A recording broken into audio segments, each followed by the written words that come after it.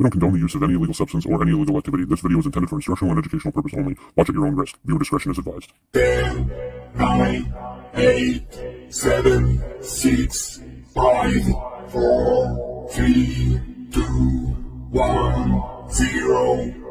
In the garden where the green leaves sway, see bunnies rolling up, we light it all way. Mr. Guinness got the bombs, we puffin' all night.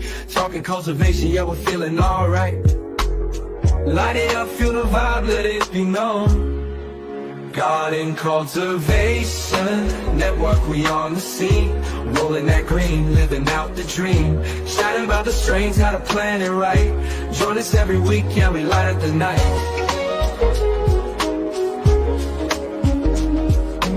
Wednesday to Friday, we keep it alive. Cannabis talks, everybody's feeling high. Sharing secrets of the grow, it's a sacred art. In this cultivation game, you gotta play your part. Keep it real, keep it tight, watch the plants grow. Garden cultivation network, we on the scene. Rolling that green, living out the dream. Chatting about the strains, how to plan it right. Join us every week, yeah, we light up the night. Happy What up? Wednesday. Yes, happy Wednesday. It's good to be back on Wednesday. I feel like Yes. I feel like it's been a little while. We weren't here last Wednesday. I not- know. I hate missing shows. I absolutely hate it. It was good to be back on Friday night, and it's especially good to be back tonight.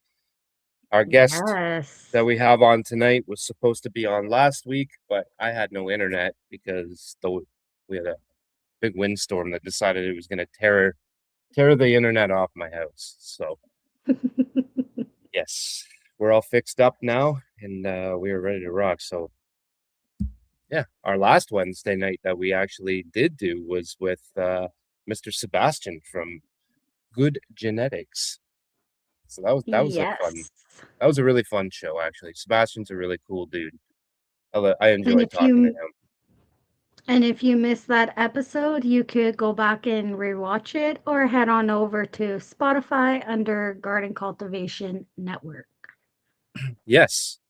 And speaking of Spotify, tonight's guest was actually a community request from somebody that watches on Spotify, William Chadwick.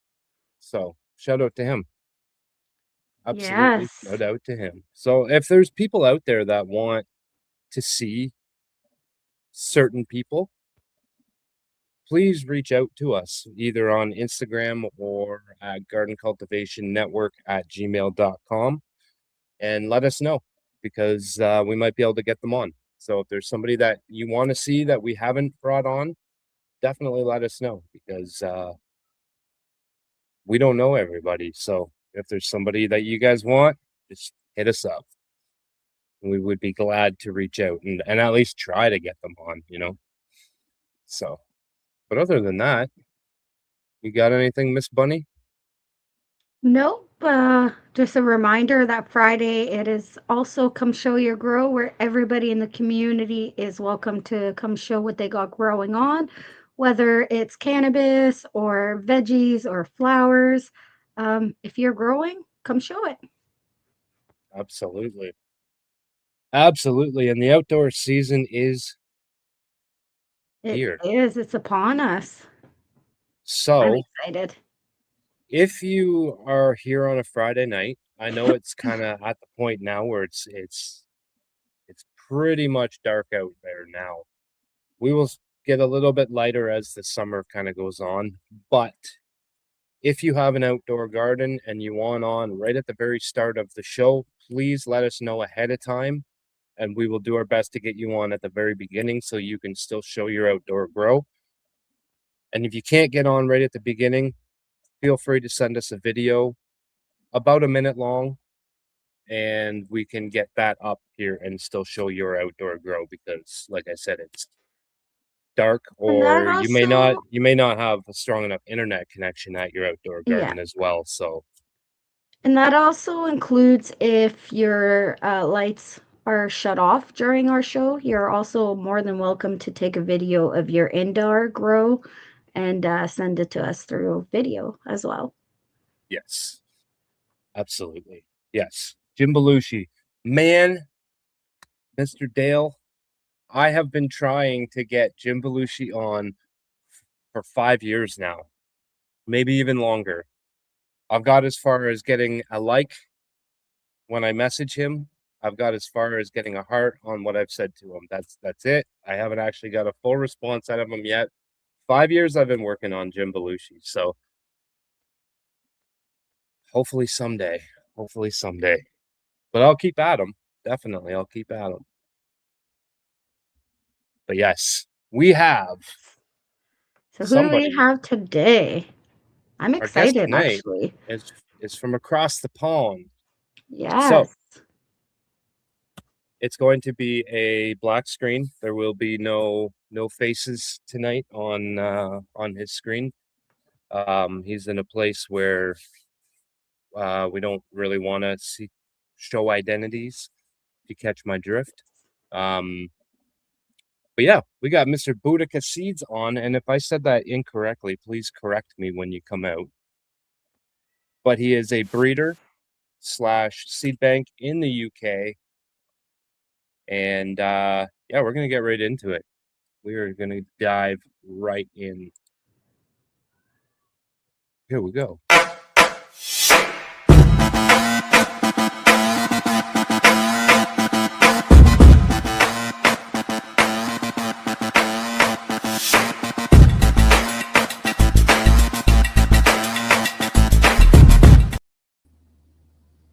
What is up? Hello. Happy Wednesday. How's it going? It's going well. Thanks for having me. Absolutely. course. So did I say that correctly? Boudica Seeds? Yeah, Boudica, you said that right. Yeah. Okay, cool.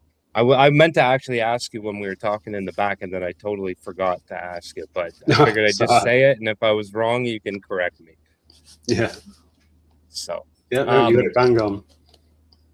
before we get too far into it, do you want to let everybody know who you are and what it is that you do? Yeah, so I go by Boudica. I'm a grower and breeder from the UK. I've been growing and breeding for over 20 years. Would you like me to get into how I started? Absolutely. Sure. Yeah, we Yeah, want to know it yeah. all right from the start. Yeah, so I started smoking when I was 13, and I also started growing when I was 13 as well, believe it or not, as you do. And I just started on my windowsill, and when I was 16 in the UK, all the weed changed. So it went from being like quite good Dutch import to being really badly grown home grow that was like all over fertilized. It smoked terribly, and a lot of UK guys got into growing at this time. This is like the mid-noughties because of this. And Right. at the time, I had a job by then, so I went to my local hydro shop and got myself I think it was a 400-watt cool tube I started with, and I just started growing my own from there. And then over the years, I started to amass a decent collection of mother plants that I didn't want to lose. So I started crossing plants together and making my own varieties, and it just kind of went from there, really. Nice. So Nice. you started growing pretty well right away. Like you didn't just catch the smoking bug. You dove right in as soon as you got a taste for it. You went for it. Yeah, so there was a lad who I knew who was a bit older than me, who I knew had grown on his windowsill, so I knew it was possible. And occasionally you just find a bag seed, wouldn't you? So, I used to just plant them, stick them on my windowsill. My mother was fairly tolerant of the things that I did, so just went from there, really. Now, did your parents smoke too, or they were just very understanding? So yeah, my mother did, yeah, but it was one of them. It was single mom on her own, 2 young boys. Better let them do it in the room where I know where they are than have them go off God knows where with God knows who. So I think that's a lot more of what it was. But yeah, honestly, to me, that makes way more sense. Yeah, my parents were very much like that too. So yeah, a lot of my friends' parents were exactly the same way. Yeah, as long as you're here and I know exactly what you're doing, like, and you're not doing something so bad like smoking weed. I mean, at least it's not that bad, better for Also, you I than did, drinking, that's for sure. yeah. So, I also did Mhm. peck head a lot, so I'd always be nagging her. yeah, So, yeah, that's funny. So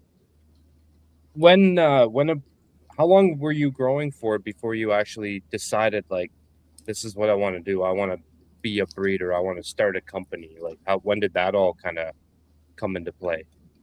um, so So over the years, I always liked the idea of doing something with growing because, it's the thing I'd done the most and I knew the most about. But a lot of people who I knew who'd got into sort of trying to make money off growing it, it never Yeah, really ended that well for them because obviously it's not legal over here. So it was more one of those Yeah. things that I'd love to do one day, when it's legal or something like that. And as time went on, I got older, got children, things like that. The clock's ticking, midlife crisis, I don't know. But, yeah, I got to the point where it's like, I need to do something sort of with my life and sort of, make something of myself. And I yeah, tried to do lots of things throughout my life. None of it had ever really worked out. And probably maybe about 4 or 5 years ago, I was going through sort of all the seeds I sort of have, and because I've been making them for years, like I've got a large collection, right, and I, I sort of just thought to myself, like I don't know, it was kind of like a bit of a eureka moment. I just sort of thought, why don't I sell seeds? Because you can do that in the UK. Like in the UK, it's legal to sell seeds as long as they're sold for souvenir and novelty purposes, which Yeah. obviously they are. Which obviously they are. Wink, wink, nudge, nudge. But yeah, so I don't know. I just had this idea that maybe I should do this, and like at first I thought about it a bit, but the more I thought about it, the better idea it seemed because unlike if you were like, oh, I'm going to become a plumber or something like that, you've got to spend a long time learning how to do that. Whereas for this sure. I've been doing for 20 years anyway, just sort of for myself, and I developed a lot of good varieties. And because I was always breeding for myself, my main focus was always terps, taste, just good smoke, not really sort of, market sort of thing. So I always thought Yeah, that, Yeah. which I really honestly I like that. I like yeah, that because I think a lot of brands will say, I think a lot of brands start off and they're like, yep, we're just going to start and we're going to be a company right away. And they just start going with what's trending. yeah, You know what I mean? Instead of going for what you like, what you want. I love that's yeah, one thing that I really love about like craft breeders, I guess is what I would yeah, more or less call them, because Yeah. home breeders, they breed for themselves and they get flavors and they get what they actually want, which really in the end comes out to being what most of us are looking for in the end. yeah. Yeah, well, that was my thinking, that because I just focused on what I thought was good. The chances are there'll be a lot of other people who think they're good as well, and the best For like sure. the best sort of beer you'll ever have in your life probably won't be made by a massive corporation in a big factory. It'll be brewed by some random guy in his garage who's just been doing it because he loves it for 20 years or something like that. Like, so But that 100. always comes out in the end product. You know what I yeah, mean? When you Yep. love what you're doing, that shows in your end product. If yeah, you're just trying to hustle and get this out as quickly as you can, that shows too. So yeah, the amount of Mhm. love that's put into something, I think is very, very important. So yeah. I So love yeah, the smaller breeder, craft breeder, whatever it is you want to call it. I love the mentality of that. I love the idea of that a whole lot more than the ginormous big companies that are just putting out millions of seeds. yeah. So Yeah, so for me, it was more that the more I thought about this, it just seemed like a good idea. It's something I really believe in. I'm passionate about. I know a fair bit about, and um, and also as well, a big part of it was that you know I'd always wanted to do something like this. And as you get older, when you're younger, you think, oh yeah, that's cool, I'll do that one day. But yeah, when you get on a bit, you start realizing, oh crap, if I don't do it now, it's never going to happen. So I think yeah, that motivated me quite a bit. So I decided that I was going to set up a seed company. I looked into everything I needed to look into to sort of setting that up, which is pretty complicated, but I managed it. And yeah, then at first, like one of the things that's really important to me is that everyone gets sort of a good experience. Like, because I'm sure, as you're all aware, like if you buy like a bad bag of weed off someone, that's crap because you've now got crap weed for the next couple of days. But if you buy bad Right. seed, Yeah. like it takes you months to find out they're bad seed, and it costs you a lot of money, and then you're left with either no weed or months worth of booth that you don't want. Shit, So yeah. so I'm sure a lot of people have. I've been screwed over in the past by other people's seed, and it was really important to me that people don't have that experience with my stuff. So I decided that what I'd do is instead of just putting out a bunch of crosses that I've made, some of which I ain't tested, etc., I would instead spend my time testing everything. So I spent about Yeah. 3 years basically just going through all the stuff that I thought was like the best. I grew, I won't say exactly how many, but a lot, like of each variety out. And extensively tested them heavily for sexual stability, terpenes, that like consistency, the right sort of terps that I want, like sort of the traits and characteristics that are important to me. And after about 3 years of this, I eventually ended up with the 2 varieties that I've got now, which are one is called Rubber Tree, and that's a cross of Old Drippy number 3, which is from Hoku Seed Co., which is a Canadian seed company. And this plant is like super rubbery and gasoline-y, like it's a very it's like Chem D sort of, but really, really rubbery. Right. And I crossed that with a rare like sort of grapefruit sativa leaning phenotype of Boudica cheese, which I don't know if you've heard of Boudica cheese. That's a big sort of variety in the UK. Cheese is massive over here. And this specific pheno, it makes really big, oily, sort of grapefruity / skunky flowers. Like it's really, really dank. And the resulting progeny, the Rubber Tree, it's got really nice, big, long cola shaped buds. Absolutely stinks of rubber, as the name suggests, and gasoline, a little bit of grapefruit as well. And then the second variety was is called Grapefruit Funk, and that's again a cross of the same Boudica cheese with a plant called Fat Yeti, which is and the cross of which is like if you like nasty smelling sort of skunky, stinky terps, like this is the one for you. It's like grapefruity with like sort of a farmyard skunky funk on it. It is crazy loud. And definitely so like the sounds of that one for sure. Yeah. So these are the 2 varieties that I had first. And what a lot of companies, they tend to have like about lots and lots of different varieties, and there's nothing wrong with that. But for me, what was important was that I'd rather have a smaller catalogue of 2 really well tested varieties that I'm really happy with, much more as opposed to having genetics. as opposed to having like 8 different varieties, only 2 of which are good. So I decided that I'd start with them 2, and that's how it all sort of got going. Nice. And I imagine, like, even behind the scenes, I imagine you got all kinds of stuff that you've done that hasn't made it to the website yet. Yeah, loads. I mean, like, I imagine the work is just constantly going on behind the scenes. Yeah. Like, well, for instance, recently I did a cross of that same Boudica cheese plant with a garlic butter from Humboldt Seed, and then tested them out. Both the plants are like fantastic, and I tested them out. All the flowers lovely, but like probably about 80% of them through herms, like at the bottom, and because of that, they can't be put out. So that's got to be abandoned, and that's one of the things that people often don't see with breeding is that, well, it depends what kind of breeder you are, I suppose. Some people might still put that out, but there's a lot of things like that where you'll grow a cross out because you think it's going to be a good one, and then something like that happens where it is still good, but you can't really put that out because hermaphrodism is not really the best trait to be putting out there. So there was a lot of that over the last 3 years. A lot of things that I grew out that were fire, but some herms, and it's like I don't want to put that out, or nothing herms, but there's only a couple of plants that have got really good taste, and the rest are sort of nah, and if you'd sell it, because I sell them in 5-packs, so if 20% of them are banging, but 80% of them are meh, and you're buying a 5-pack, there's a high probability you're going to get 5 mehs as opposed to 5 bangers, and that's not a very good thing. So a lot of testing, a lot of abandoning things, like a lot, but You got to crack a Yeah. few eggs to make an omelette. Yep. Exactly.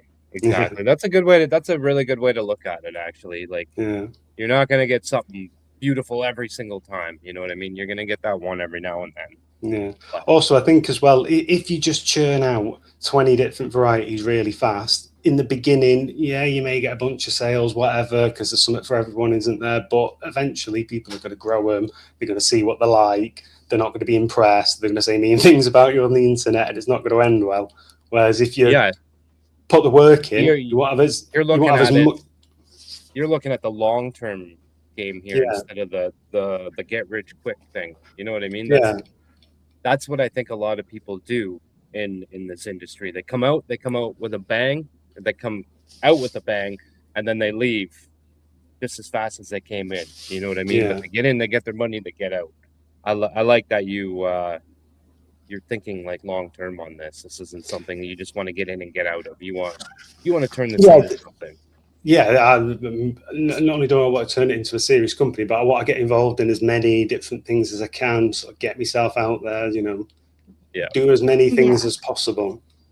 Are you maybe wanting to do any like collabs anytime soon with anybody? Like, is there any breeders out there that you would absolutely love, like a dream project for you? Is there a breeder out there that you would love to work with?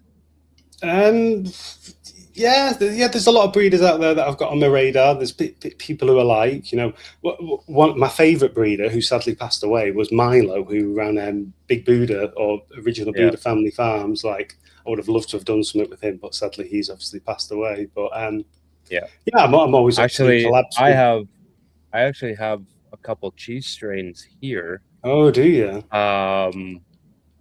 That were bred by Nature's Finest Genetics, but yeah, they came from Milo. Oh, did they? Yeah.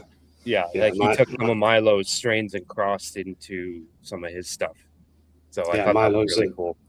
A UK legend, bro. Like, if it wasn't for him, none of us would know what cheese tastes like. Because back when cheese was first a thing, it was spread by a group called the Exodus Collective, who were a group of squatters who would like take over buildings and squat, and it was their cut and it gets spread around. But it was super elitist. Like, no one had it. It was very, very hard to get hold of.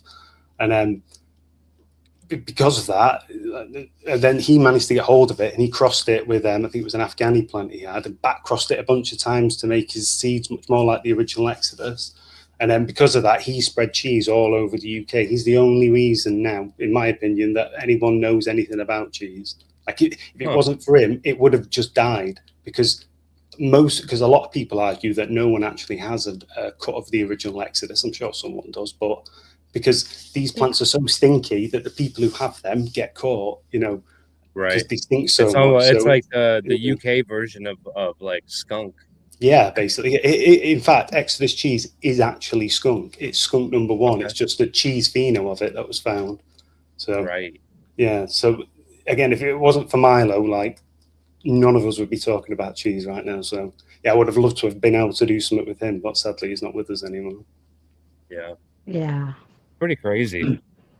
It's crazy that somebody took something like that and turned it into like a legendary strain. You know what I mean? That's cool. Yep. That's cool. Where us all the way over in Canada know about him and know about his strain. You know what I mean? Like, that's pretty. And it was mad how he blew up as well, because he blew up in the early to mid noughties, back, you know, before the internet and social media was what it is today. Like, you know, in many ways, he was a pioneer. Yeah, for sure. Absolutely. No, that's really cool. That's really cool. And do you have you got some other strains that you are working on right now, or are you still working those two strains that you got? Are you so I'm doing both. So I've got back crossing projects coming in the future. So with the rubber tree and the grapefruit funk, so I'll be putting out even more refined versions of them as time goes on. I've got another variety at the moment that I haven't decided on the name yet, so I won't say that, but it's going to be a hash washing strain. So it dumps its trichomes, and I mean dumps, mate. I'm just in the middle of doing some testing on it now, so I'm going to have like sort of percentage numbers to put out there for it, but it's a heavy hash yielder. And I've got a pretty old like what I call a UK skunk plant. So in the UK, there was a variety called blues or livers, as some people know it, and this is also skunk number one, but it's a fruity pheno. So it's like it's got like a blueberry, skunky, sort of earthy sort of terp to it. And I've got a cutting of a plant that originally I was told was blues, but that is definitely a blues cross. It's not original blues, but it's like, oh mate, it's absolutely banging. It's super skunky and sort of funky and fruity. It's one of my best plants, and I've got quite a lot of crosses of that coming at probably by the end of the summer. So I've got a lot of good stuff I'm working on. So cool. I'm excited to put that out as well, because like these sort of like old sort of UK flavors aren't sort of as big anymore in the UK. Like a lot of like California's had a really big influence on sort of the UK palate. It's all like fruit and candies and things like that. Get the real citrusy, get like the tangies and the different. And I don't mind stuff like that. It's nice, but I'm more of a sort of a cheese, diesel, and skunk sort of guy. So I find like a lot of us, like I'm not 100% sure on how old you are. I'm in my 40s, but I still find myself like trying to find strains that I had back in the day that I haven't seen in forever. You know what I mean? Like almost like I'm hunting for it, and I'm not gonna stop until I find it. You know? Yeah. Well, but, I'm in my sort of mid to late 30s, and I'm exactly the same way, mate. Like when I first started growing, a big thing why I was doing it is I wanted to get some banging cheese, some banging skunk, some banging diesel in, and you know I found lots of cheese, I found lots of sort of chem and gas and diesel, but I haven't found any sort of cat piss skunk, you know, that sort of old school sort of cat piss sort of stuff. Like I've not seen that since last time I had it was about 2008, I think it was, and even then I'd not had it in a long time. So like that's what I'm still hunting for now. Did you have that sort of stuff over in Canada as well? That sort of really sort of cat pissy skunk back in sort of the 90s, noughties? We did, but I think like more of that stuff I think was like not necessarily bred or grown here. I think that was more like imported, came in from somewhere else kind of thing. Yeah. Like we had a lot of Big Bud, which was BC Big Bud, that all came from out west in Canada, and that would be more or less what Canada was known for. And like we had I guess it would be like red hair is what everybody called it. I guess like it was like dark green and red hair, and it was okay, you know, like that would be like your mids. Your Big Bud would have been like your good, your A's, and then you got your mids, which was kind of what I was just talking about, and then you would have like your brickweed, which was more like sticks and stems and seeds and that type of shit. But that was we did have it. It came around once in a while, but it wasn't like a common thing to have like a cat pissy or like a piss kind of a smell in your weed. Like I've seen that a lot more lately than I have. Oh, have you really? So have you smelled stuff that smells pissy? Oh mate, it's a weird thing to say I'm happy about, but I'm pretty chuffed about that because I've been hunting that smell, bro, for a long time, and I cannot find it fucking anywhere. It's kind of annoying me, to be honest with you. But yeah, and I'm the same with the pine. Like I had this weed back in the day that was super piney, almost like a pine sol or like a pine cleaner, and I haven't been able to find it since then. Like I had it like 1 or 2 times back in the day, and I haven't been able to get it since. And it was 90s Christmas tree. Thurgood says that's exactly what I'm talking about. It smelled like a Christmas tree, tastes like a Christmas tree. It was crazy, but it was so good. And I haven't seen it since. Yeah, in the UK, the Holy Trinity was sort of super skunk, Exodus cheese, and sort of blues / livers, as it was called. It was all skunk basically, just in different variations. Yeah, but yeah, all about mid-noughties, it all just sort of disappeared. Interesting. That's weird, eh? Yeah. My understanding of what happened is these cuts were always quite elitist, and nowadays there's not as many growers in the world as people think, and back then there was even less. Like, so the amount of actual numbers of people who had these cuttings was very small, and because these plants stink so loud, carbon filters weren't what they are today. These people got caught basically, and it all just went bye-bye over time, which is sad. When people didn't talk about it back in the day either. Like, it was a secret back then. You know what I mean? Like, you and like one of your buddies maybe knew that you did this. That was it. Other than that, like, you didn't tell people about it. Like, even some of your closest friends didn't even know that you did this, because you just couldn't tell people about it. And the amount of information that we can get now that's right at our fingertips is, like, I always say, like, we're so spoiled compared to what some of these growers were doing 20 years ago, 30 years ago. Like, they didn't have the internet to turn to.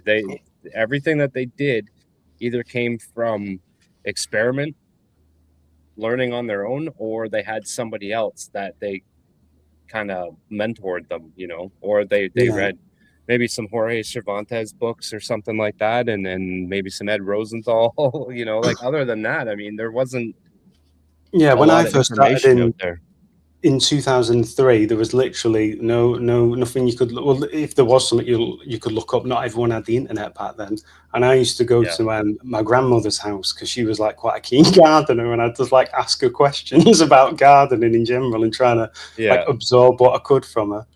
Or I remember I used to go perusing the local bookshops in my town centre, trying to find Jorge Cervantes' book, knowing full well they were not going to have it in there, like.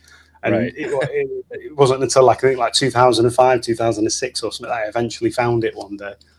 But yeah, you just had to sort of wing it back in the day and figure it out as you went. Yeah, that's crazy. So do you guys have events and stuff like that over where you are? Like, is there kind of like, in Spain they have Spanibus, and they got the MJ Berlin over in Germany. You guys have events where you are? So there's quite a few different types. There's like corporate events, like like products, things for like legal companies and stuff like that. There was a big event going on called Medicon that I don't know too much about, but it got cancelled for some reason. So there is sort of like these big sort of, because medical cannabis became legal in the UK, and I think it was 2018, I think it was. So there's like medical sort of cannabis events, but also there's a lot of illegal events. So there's a lot of so basically people go onto private land in the UK and have like basically mini illegal festivals, or like mini car boot sales for the day, where they just basically openly sell weed, and like YouTubers like vlog it and film it and stuff like that. It's kind of mad. And there's like there's like illegal cafes and stuff like that. Like, so yeah, there is a lot of events. There's a lot of stuff going on in the underground. There's like secret cannabis cups and stuff like that. So yeah, there's a lot still happening. Do you ever go to any of that stuff? Not at the moment, no. So I got young children, bro. So difficult to organise.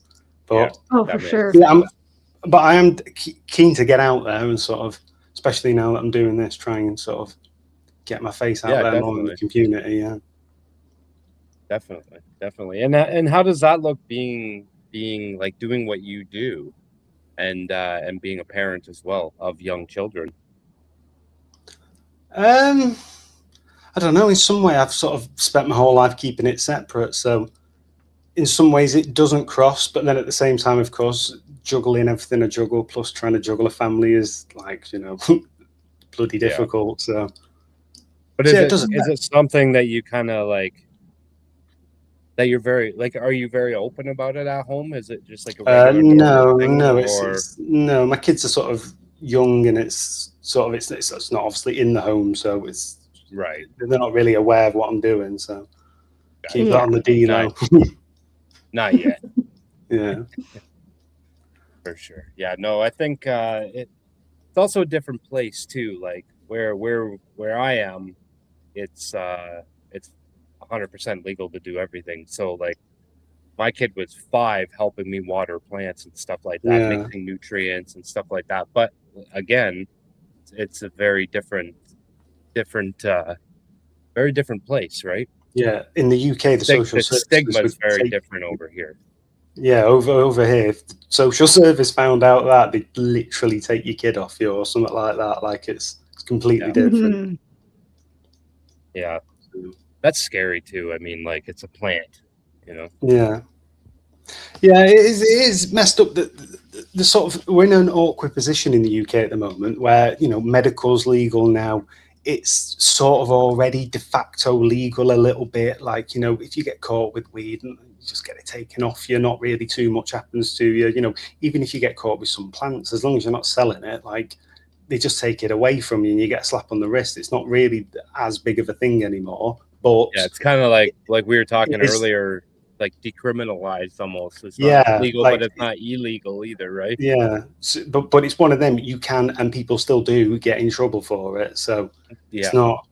It's just sort of in that awkward middle stage at the moment where politicians can't make their mind up. And that's almost worse because like when it's illegal, you know what you're doing and you know you're either going to get in trouble or you're not. You know what I mean? Yeah, Yeah. So, and then when it's legal, you know you're not going to get in trouble. Where when you're kind of in that awkward middle phase, it's like it's on the discretion of that person. So it's like I might yeah, get in trouble and I might not. It just depends on how they feel that day. You know, it's I don't like Yeah. how they it's like left in their hands at that point. yeah. It's like It's fuck. like a bit of a sort of a wild west almost. Like if you're up for pushing it and trying to find clever legal loopholes, then it's great. But if you just Yeah. want a bit of stability in your life, it's terrible. Yeah, exactly. Exactly. Yeah, that's messed up. But do you have any do you have any strains that were like your absolute favorite to breed with at a point in time and you just don't have them anymore? No, I've been Like very fortunate. I've kept everything I've ever had. I've never ever lost anything. Like I've wow. got rid of a couple of plants over the years that I just didn't want. Like I had a white widow plant from sort of back in the day, and I kept it because it would purple a little bit near the end, and that Yeah. was its only sort of redeemable quality. And you know, 20 years ago, I was excited about that, but over the years, it was just a plant that I didn't ever flower out anymore. I didn't want it. I'd bred with it a bunch of times, so I've got the genetics backed up. So I just got rid of that, something like that. But yeah, no, I've Yeah. never lost the plant. I've been touch wood, quite fortunate. That's amazing actually. But I mean Yeah, and also like too over 20 years like your palate is going to change as well. Like yeah, your likes and dislikes are going to change. Like you grow as a person, you know, like the types of foods that we eat change over the years. You know what I mean? Like things we hated as Mhm. kids, we love them as adults. So I mean, I'm sure that's the same as strains and different flavors that way as well. yeah. Also, as So you grow as well, like in the beginning, you'll sort of just take what you can get. Whereas as time goes on and you amass better and better plants, then things that you kept in the beginning because, well, it's that or nothing. Suddenly, it's like, what's the point in keeping this? I'm not going to use this anymore. So absolutely. Well, and I'm sure like the longer you're in this too, the more connections you'll make. The more people you're going to meet, the more strains you will come across. You know, Yeah. yeah, the more like I'm sure like when you meet people, I'm sure you're trading your stuff with, you know, I'm sure people are passing stuff around and whatnot. And that's the cool thing about the community nowadays is you meet people and it's cool to be able to share, you know, pass yeah. things around the world and And it's pretty cool how cool the to see. internet has facilitated that in a way that you know you never could have had before. Like there's people in the UK who've got like one of the biggest strains in the UK is or was, I think it still sort of is Stardog, and that originally came from America. My understanding is like, and that's all Right. facilitated in many ways through the internet and things like that. So you know, it's Yeah, cool like how it's there's a changed lot of stuff. the Like landscape. I see a lot of these guys like Cav Snake Oil. I see a lot of his stuff getting taken all around the world, and Bingus with the platinum asset, that's made it all the Yeah. way around the Yeah, world. You know what I mean? And Yep. these are small home craft breeders, you know, doing their thing because they love it. And now because of the internet, it's just we're watching them yeah, travel all through the community. So it's really cool to see. So, but yeah, you You got any plans? Like, you got any strains that you want to put together that you haven't done yet?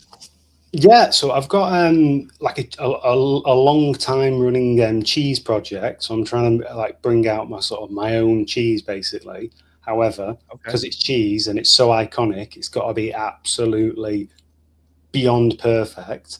And Yeah. one of the problems I've got at the moment is that all the sort of cheese that I've been able to acquire that's I would class as proper cheese is all Boudica cheese, and I've made Right. lots and lots of crosses of it, but I can't really put them out because it's it's two Boudica cheeses crossed together, and I could maybe lie about one of the plants, but I don't really want to do that. So I've been on the Yeah. hunt for quite a while for a sort of a proper cheese plant from sort of a different breeder that I can use in my sort of project. So yeah, that's something that I'm ongoing with.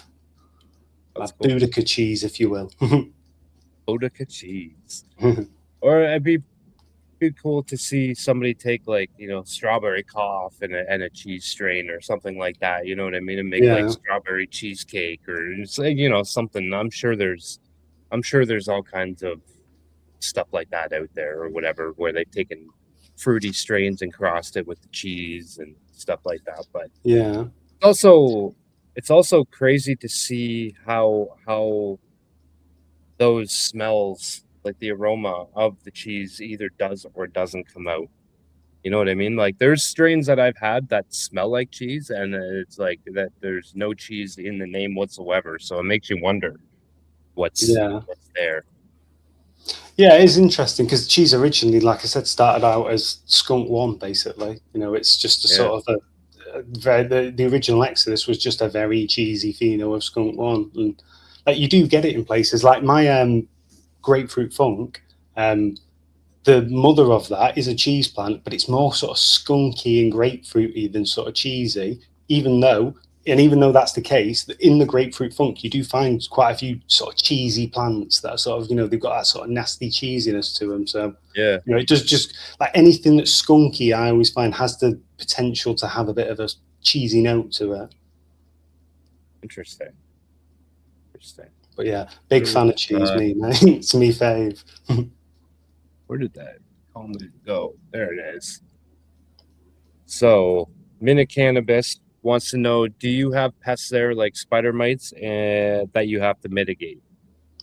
Yeah, so in the UK, pests like thrips and spider mites and all that are a problem, but at the same time, like in America and Canada, I'd imagine as well, because it's legal, people can sort of pass cuttings around a lot easier. So it's easier to sort of get pests brought into your garden from outside. Whereas in the UK, people tend to be doing it themselves from seed. So theoretically, it's possible to keep pests away in many ways because you're not bringing stuff in from outside, and also because in the UK it can be quite cold for a lot of the year, the pest pressure is not as high. So in the summer and stuff, you can get like thrips and things like that, but for instance, I've never had spider mites in the sort of 23 years that I've been doing it. I've had thrips and things like that, but Yeah. never any major infestations. But that's mainly because it's sort of cold around here, so it's sort of low pest pressure. Whereas obviously if you're somewhere like South America,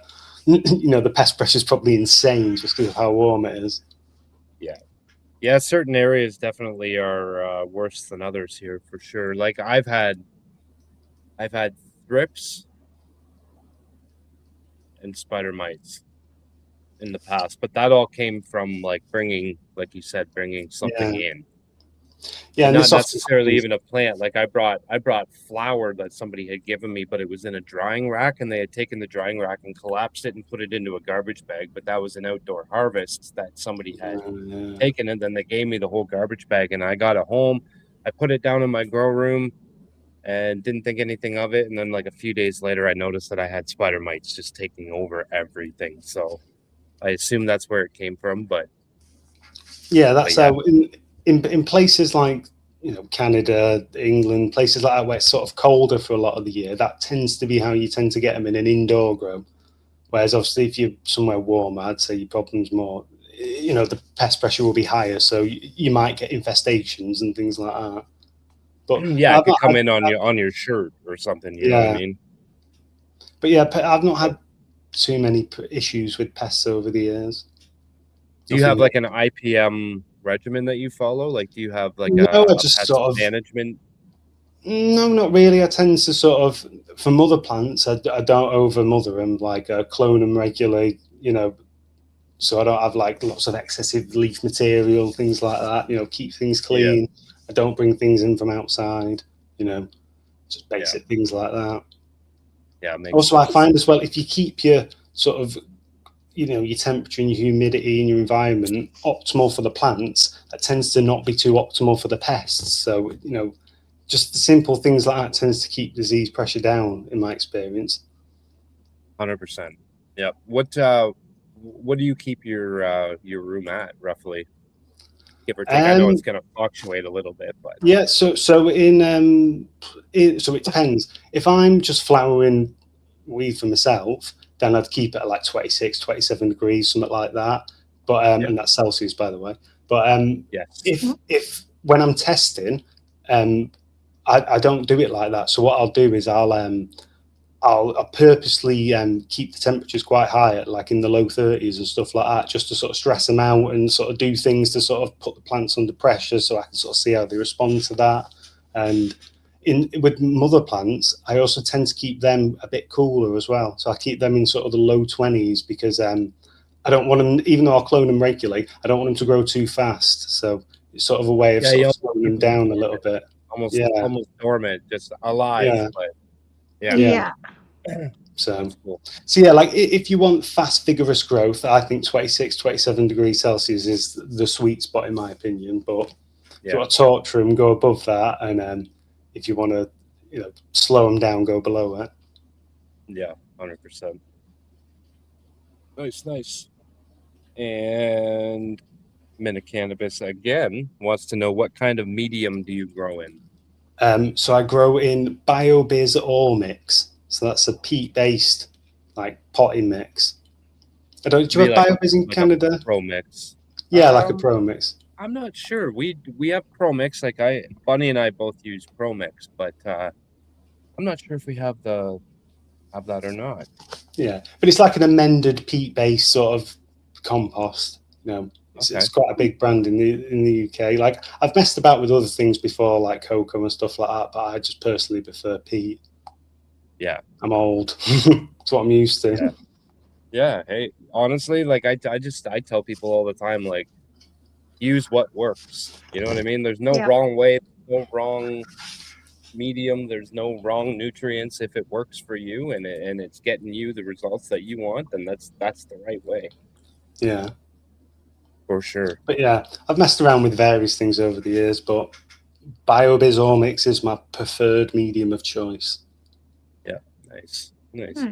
And when you're testing, when you're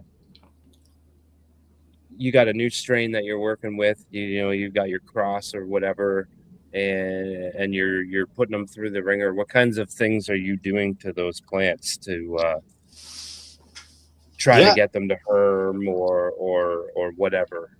Yeah, so what I'll do is I'll plant allegedly over 100 seeds of the variety, and I'll plant them in like little small, like, you have like a little tray that's got like 12 seed things on one tray. Like I'll plant in a load of them, and I'll veg them just for 2 weeks, and I'll veg them under like an LED, and then at the 2 week mark I'll top them at the second node so they're really small. I then transplant them straight away into a 1.5 litre container, so it's quite a small container.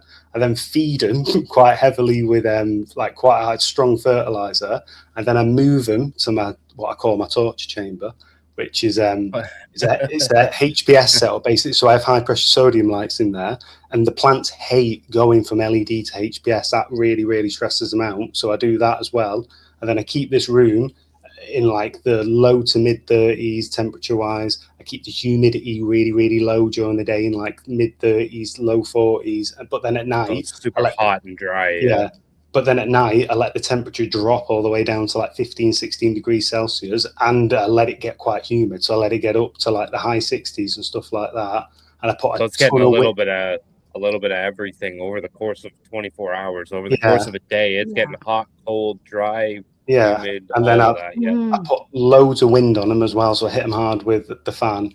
And also for under 1/600 watt light, I'll put 32 plants in 1.5 litre containers, so I cram them in. And what happens is they start competing with each other because they're so tightly packed next to each other, and that stresses them out quite a bit as well.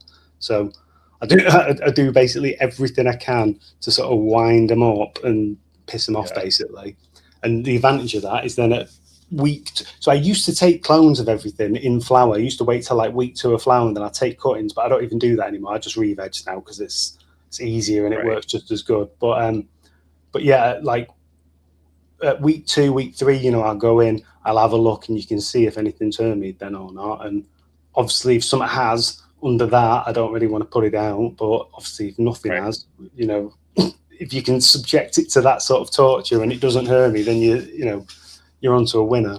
And also, it's a great way because a lot of people like will blame, like they'll grow some weed out, it won't taste very good, and they'll blame themselves. And most of the time, unless you did something truly egregious to that, it's not you, it's just the genetics. It's just, you know, if it's got the genetic propensity to make terpy weed, it will do it. So, you know, if you go out in me torture chamber where it's really hot and it comes out tasting great, you know it's going to be banging.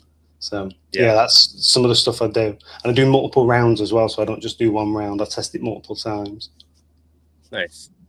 Owen Lego Maego wants to know, have you ever ran your gear outdoors?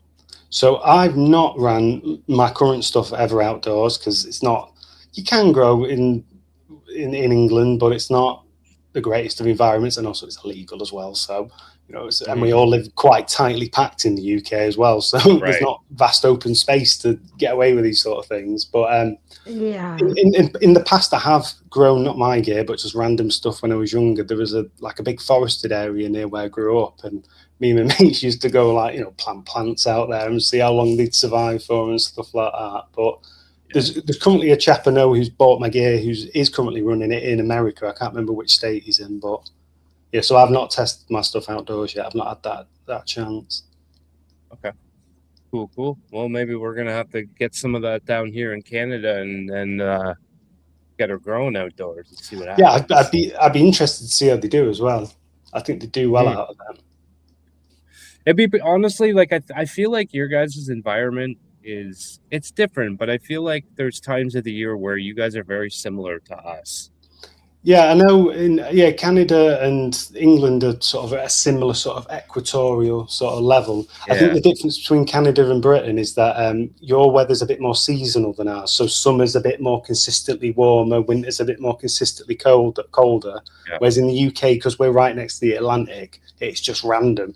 You know, some winters are mild, some winters are really, you know, cold. Same with the summer, like it changes with just randomly. Yeah, like we know when the summer's here, we know it's going to be hot, and when the winter gets here, we know it's going to be cold.